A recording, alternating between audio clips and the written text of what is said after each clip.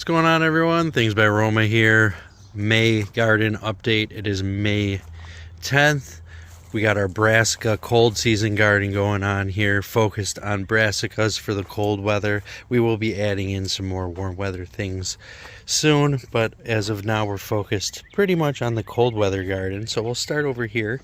So in this bin over here we have a ping tong eggplant, a Catskills Brussels sprout, and a Aunt Molly's ground cherry over here, which is super cool. The ground cherry actually feels like it's producing fruit, which is crazy because this was indoors when it started, so there were no pollinators, so I wasn't expecting that.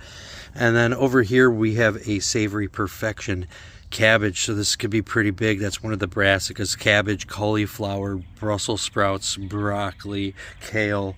They all come from basically the exact same plant. They've just been selectively bred differently to be different cultivars. So pretty cool. So over into the next bed here, same kind of situation we have with our ground cherries and our cauliflower and our eggplant and our cabbages, but a little bit different. So this is a New Hanover ground cherry here. That one was an Aunt Molly. Here we have a purple Sicily cauliflower. So it's a purple cauliflower. It's a lighter purple though, very like a violet, not really purple. The Listata de Gandia, that's like a white and purple specked eggplant. Grew it last season. It's super cool. It's actually one of my favorite. It is my favorite eggplant. Love the Listata de Gandia. And then over here, I forget what we got. I'm looking for the tag. I don't see it, but it's some type of cabbage for sure. Probably another Savory Perfection. Oh, in both of those beds, they were also inoculated with wine cap mushroom spawn, as well as the ground here and the mulch in our asparagus bed. So this was a cucumber bed, but it wasn't really getting enough sun in the front half or in the back half of it for strawberries. So what I did is I decided to use the front 2/3 of it as an asparagus bed and the back of it as a mushroom bed. So the back that only gets evening sun right now will be growing wine cap mushrooms throughout this whole bed. And then you can see we have some asparagus popping up here already. So we planted 10 crowns of green asparagus and 10 crowns of purple asparagus, and they are starting to pop up already, which is super cool. And even if the strawberries start coming back up through, it looks like we got a strawberry coming up here, very good. That is no problem at all, because strawberries and asparagus make really great companion plants. So not worried about if any strawberries decided to pop back up. It's actually a good thing, more strawberries for me. Moving on, here we have some more brassicas. So over here, this is our graffiti cauliflower. So this is another purple cauliflower, but this one's actually like a deep purple cauliflower. It's supposed to be really cool looking. Can't wait to see what it looks like. It's my first year growing it, and if it looks anything like the seed packet, it's going to be super cool. Then we got a Roma tomato in there and a Gypsy sweet pepper. So it's an Italian sweet pepper. This square foot, we got some beans planted in here, so that's super cool. I can't wait to see the beans. They're not really sprouting yet, maybe one coming up there, but that's about it. And then over here we have some more peppers. This is another purple beauty pepper, so that's a bell pepper, a purple bell pepper, and that's sitting next to a Savory Perfection cabbage. In front of that we have a habanero sweet pepper, and then over here it looks like we have some beets. So I think I planted both square feet right here, this whole 2 square feet of space, with beets. So we have Chijuro beets, albino beets, golden beets, and normal red beets in that square foot. So I can't wait to see what we got coming up. And then over here we have a Big Zack tomato, a Jimmy Nardello, and a Romanesco broccoli. The Romanesco broccoli, it's pretty cool. It looks like a seashell. It's got the Fibonacci pattern going around on that broccoli. So it's supposed to be one of the coolest looking broccolis out there. So again, this is one of the brassicas. They love cold weather, so they got to get them in early. Over here we have a Sun Gold tomato, and we actually have some raspberries that are sneaking over from our raspberry patch over here. So right here we have our raspberry bushes. So there's some red heritage, some lanthium, and 2 other kinds of raspberries that I need to watch my previous videos so I could recall the names of them. But they're all delicious. Actually the American red heritage are my favorite though, even though they're the simplest of the bunch, and they are sneaking over here. They're very prolific. So, and right here we have a garlic. So all throughout the garden you'll see garlic down the middle of the beds, and then even in the last bed where it's mostly garlic, there's some planted around the outside. I got that garlic, it's Music softneck garlic, and I planted it in the fall, so it's been outside all winter sitting here. It's been through a bunch of chill hours, and now it's out here growing, coming up beautifully. It's my first year growing garlic, so I'm very excited about that, and I'll tell you about the other garlic when we get over to the other bed.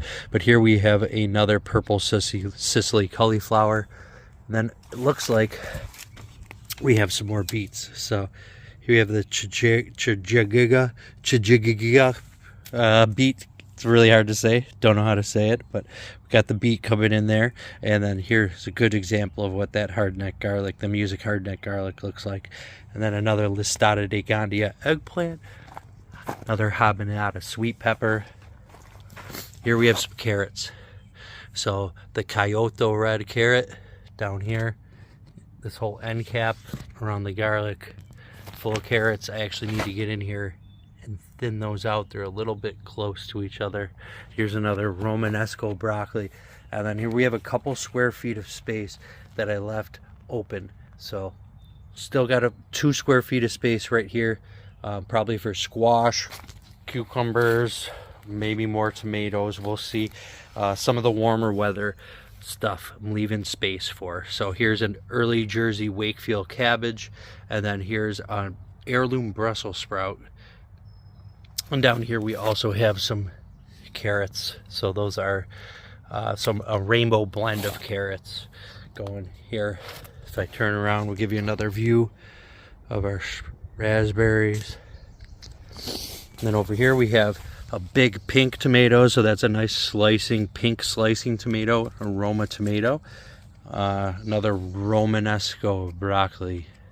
And then here throughout this whole bed, you can see we have strawberries popping up here too. So this whole bed's going to have a ground cover of strawberries, along with all of the other square foot gardening that we got going on here. So here's another Purple Beauty bell pepper, and another early Jersey Wakefield cabbage. And then here we have an open space Zulu pepper, Purple Sicily. Over here we have a Ping Tung eggplant, gypsy pepper, Jimmy Nardello, another square foot of beans here. So we're just waiting for those beans to pop up. And these are all bush beans that are planted here, by the way. Never mind, I have pole beans in a different area. So anything you see in this square foot garden are bush beans. So they were planted 4 per square foot. Here's a gypsy hybrid pepper and a Jimmy Nardello. And again, I saved space there for some squash. I'm trying to save some space on the end caps to grow squash vertically. On this side, we have a Sun Gold tomato.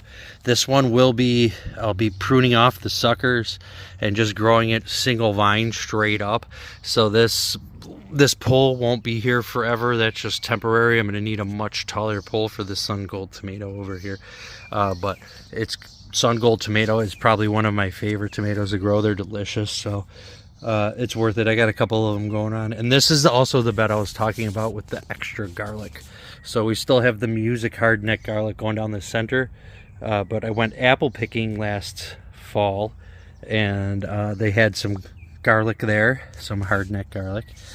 It didn't tell me what kind though, so it's very much going to be a surprise, but I planted that all around the perimeter of this bed. So Music down the middle, unknown around the circumference.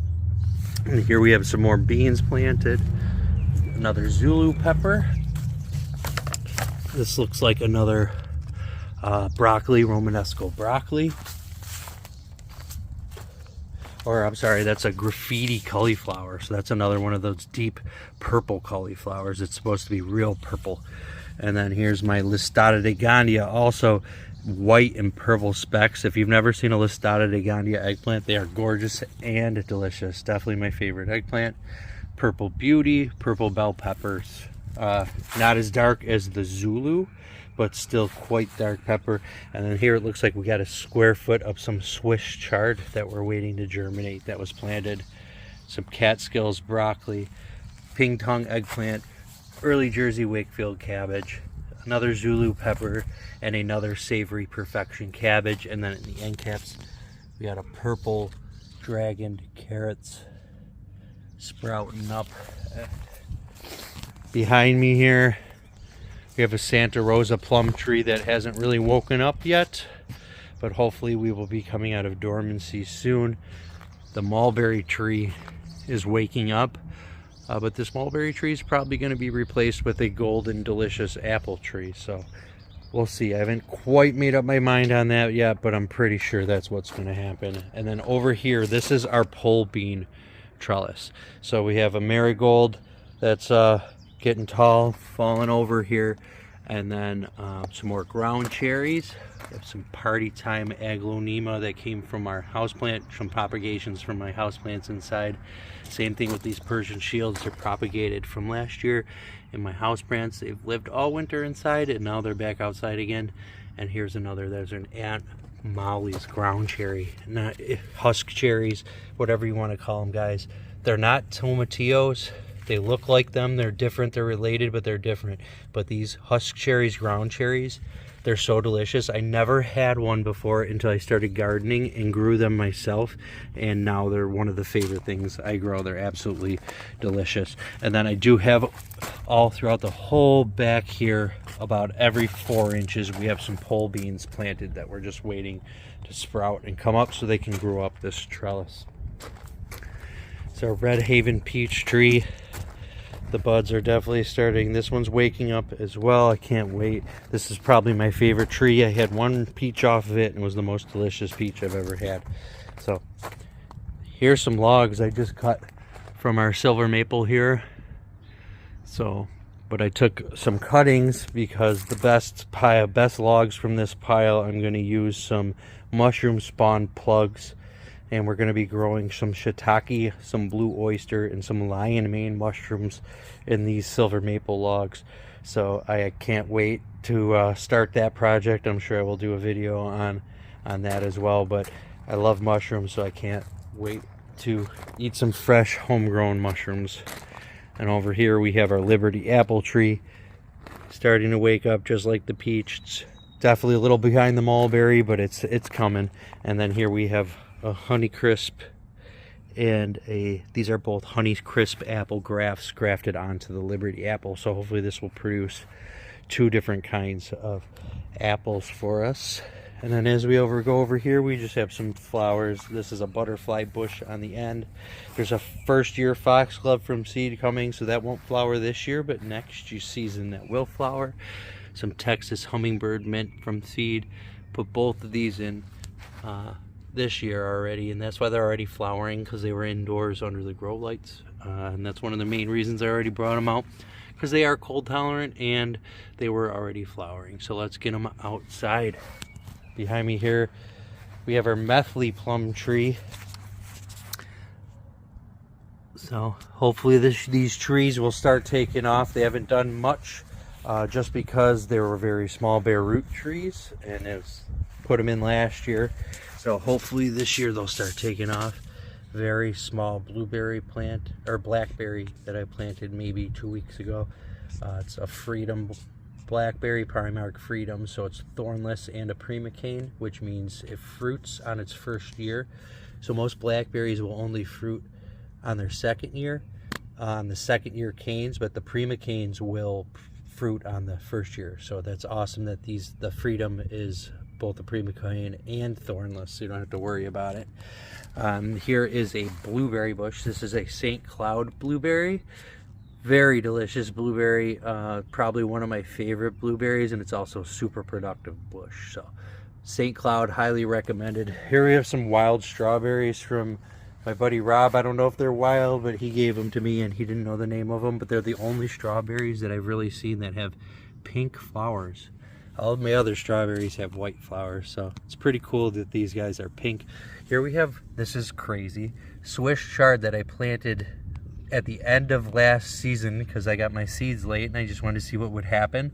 Never pulled it out, and now we have some Swiss chard where it was sitting all winter, but it's regrowing now, which is crazy. And here we have another Freedom Blackberry sitting right next to it, and little grapevine. So we have a little grapevine. This guy did grow and vine up this fence last season, but the critters came and they definitely took it out. But that's all right. At least it's still alive and coming back. Here we have a Patriot blueberry bush. So these guys were super tall. A lot of these blueberry bushes were taller last year, but I made the mistake of not covering them throughout winter, and a lot of the animals and critters came through and ate them just like the grapes. So same thing with this guy. This another grape was vining out, but it's all dead now. They came through, and this vined, it was vining out quite a bit, but we're back to square one, but that's okay because it should have a nice established root system, so we should be taking off again fairly soon. And then I have some Eversweet strawberries, and here we have another Freedom Blackberry bush. So our blackberries are tucked in between our blueberries and strawberries, so lots of berries going on during this row. Here's a Sunshine blueberry that I just planted a couple days ago. So the Sunshine was our family favorite blueberry, so this is the only blueberry bush that we have two of the same kind. Just because it was so good, we decided to grab another one of it. And then that is, of course, strawberry, surrounded by strawberries. Here we have our Silver Dollar blueberry. This blueberry I also just planted a couple days ago. It's supposed to have hints of pineapple in the blueberry. So that caught me, and I said, all right, we got to try that. And then there's some grapevine vining across it, and this vine's actually doing quite well. This is the only one that the animals didn't take out, so I'm happy to see that at least one of my grapes survived. So we should maybe get some grapes this year. That would be super cool. And then we have more strawberries going down here. I believe these are the Ozark Beauty strawberries, but don't quote me. From here on down, I think these are Ozark Beauties, and then it breaks into Tributes. And I believe that's how I planted them, but I'm gonna have to go back and watch my previous videos to make sure. This is an Elliott blueberry. It's supposed to be a very prolific blueberry. It's grown commercially. So very good, very hardy blueberry. Here's a Pink Lemonade blueberry. I put it in last year. It's very small.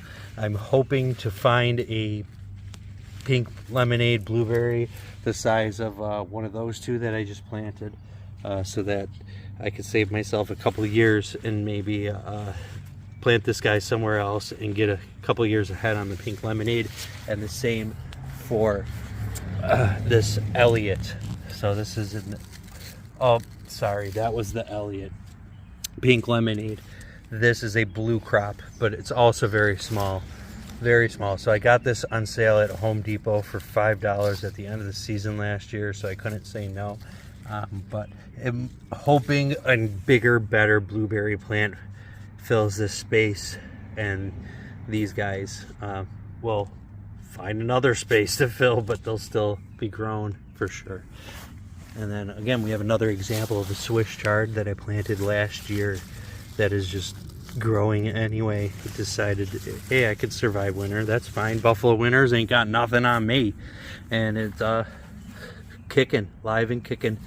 In here we have a peach sorbet blueberry. Just planted that one a couple days ago as well. Trying to get a lot of different varieties of blueberries going, and they say the more you have, the more they'll cross-pollinate and the better they will all taste. So can't wait, trying to get a bunch of different blueberries going. And again, we got some grapevines in here, and these are actually super pretty. These pink pretty leaves. We got some more grapes going back there though. And then here we have a mini blues blueberry, which, don't let the name fool you, this bush actually gets pretty big, but the blueberries themselves stay small and super sweet. So really good for muffins and desserts, they say. And then here's a big marigold sunshine blueberry. So that was the first blueberry that we decided this was our favorite one and we really loved. Behind it we have a clematis climbing up the fence here. I bought that 2 years ago. Didn't see it at all last year. Thought it died. Nope, it's back. Got some lavender going here, and then a Karen's azalea is hanging out in the corner here. If we keep on cruising, here's a Duke blueberry that I pulled out, and that was the reason I went to the nursery to get more blueberries, because this guy looked dead and I wanted to get a bush to replace it, and then I ended up getting 3 more bushes because that's just how things go. But so I'm still got it in a pot here, hoping maybe it will come back to life, but this one looks like it did not survive the winter for some reason. I am unsure why. And then we have some cilantro and some basil sitting here, and then the radish patch. So we have 1, 2, 3, 4, 5, 6, 7 different kinds of radishes here. We have cherry giants, some Malagas, scarlet globe, French breakfast, this Polish one that I'm not even going to try to say, and then 18 de jours, which is a French one meaning 18 days. So these radishes should be ready within 18 days, possibly, they say. The French breakfast, this is a very sought after radish. It's actually, they say, costs quite a bit of money if you try to buy it for restaurant use. So I just like radishes double. You get to use the greens in salads and you get to eat the radish, so they're a win-win type of crop, which I absolutely love. Can't go wrong with that. Had to keep on cruising over to the blue oyster mushroom bed. So this bed I planted or put down, I made a video about how I made it. It's basically wood chips and straw and some blue oyster spawn, and I laid it all out here maybe 2 weeks ago. So but we can take a look in here and see if we got any spreading. We should see some white stuff spreading. Yep, so right there, that is the heart of the mushroom. That is the mycelium that is spreading and will hopefully spread throughout this whole patch, and then eventually we'll get some blue oyster mushrooms under here. So I figured this spot was collecting a lot of water because it doesn't really give much sun because of the trampoline shading it. So in my head I said, what can we use this wasted space for? And mushrooms seemed like the perfect answer. And then we also, of course, while I was planting the blueberries, I had to dig up some of the strawberries, and I thought, where else to put strawberries than in straw, because they are strawberries. So we'll see how they do in the straw. I'm guessing they're going to do great since it's their namesake. And then here we have a black strawberry tomato. And I'm not going to give you all the names of the tomatoes here, but we have a couple different tomatoes going around the sides here. So there's, and the whole point of these tomatoes is so we can grow them up the trampoline poles here. There's already a self trellis already built in, so why not use it is the idea that I'm going with. So I planted them behind the pole so we don't hit them with the lawnmower or the trimmer. But the idea is once they grow bigger, we'll wrap them around the front and then head on up. And then this little bit of area right here for maybe about a foot or two does get some sun. So you can see that curve where I planted the strawberries. That's basically about the only area that gets direct sunlight over here. So hopefully these tomatoes and strawberries and mushrooms will all be doing great together. And here we have a black Tartarian cherry tree, just looking like it's starting to wake up from dormancy. And then I did graft on part of our Bing cherry tree, which I forgot to show. One sec.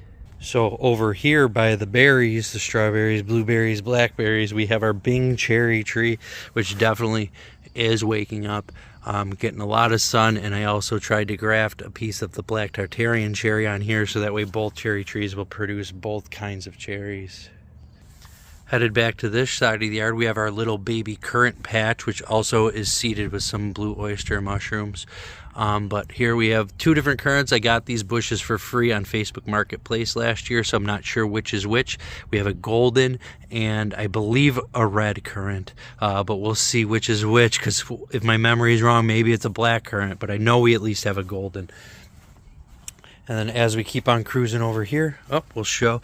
So this I dug up. It was here where my Chijuro pear tree, also known as the butterscotch pear, I put it in over here because the animals just ate the heck out of this golden delicious tree to the point where I had to cut it here because it was dead from there up, put the pear tree where this apple tree was, and now I have a dwarf golden delicious tree, so it's on a dwarfing rootstock.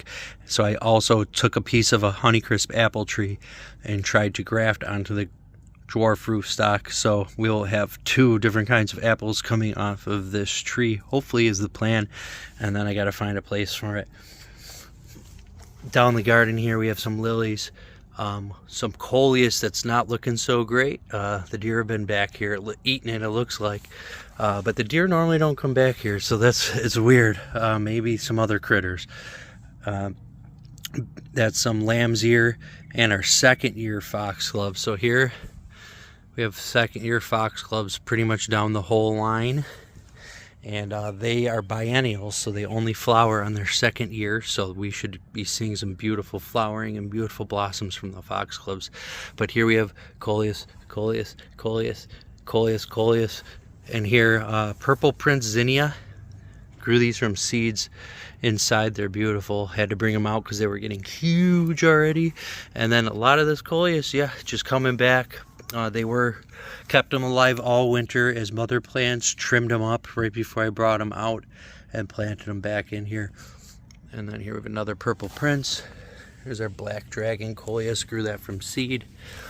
Foxglove, and then some marigolds planted in the mix with the coleus, purple prince zinnias. And then here we have some polka dot plants. So we have a red polka dot, it's gorgeous, the white polka dot, and the pink polka dot. So I grew them indoors all winter, and then as soon as the weather was warm enough, put them out here, so hopefully we'll get nice and bush. Mother Nature can take care of them. Here we have a Freedom 48 blackberry that I forgot even made its way over to this side of the garden, because normally we only have flowers on this side, but this one has thorns. This is a Freedom 48, so it is a pre-McCain pre-McCain blackberry, but it does have thorns, which is why I kind of moved it over here, I'm thinking, so I can find a new place for it eventually. And then I forgot it was even over here. And then we have another purple prince zinnia. Look at how gorgeous, just stunning. And over here we have some phlox, some more first year foxgloves, and then rhododendron. And that's it for the tour for May. So indoors in our kitchen counter here, we have some lettuce, spinach, arugula, and some oregano back there. So and some kale. So we have our kale. Here's some butter crunch lettuce. There's actually two heads in there. One head there. Here's some Landis winter lettuce. And then here's some two space hybrid spinach and some rocket arugula here. And then there's the oregano back there. And that's just under these grow lights here. These are 5-watt each Barina full spectrum grow lights. They work really well. And then I have another shelf here with some Barina grow lights as well. So here we have some more spinach, some chives, some dill, some garlic chives, some backup kale, some more lettuce. I did plant 2 more seeds, so there's something going to be sprouting out of here. Some basil, a little more spinach, and then some Landis winter. We already cut this whole head off, and this is what's growing back from the head that we actually already harvested, and then some more arugula, lettuce, spinach, everything in succession here. So when we harvest the stuff upstairs, we can replant, bring it down here, and then bring some of this up there. So we always have some fresh greens to eat. I also use this area for sprouting corms for alocasia and propagation, but I'm about to make a separate video on my house plants rather than our fruit and vegetable garden. So if you are interested in house plants, stay tuned for the house plant video.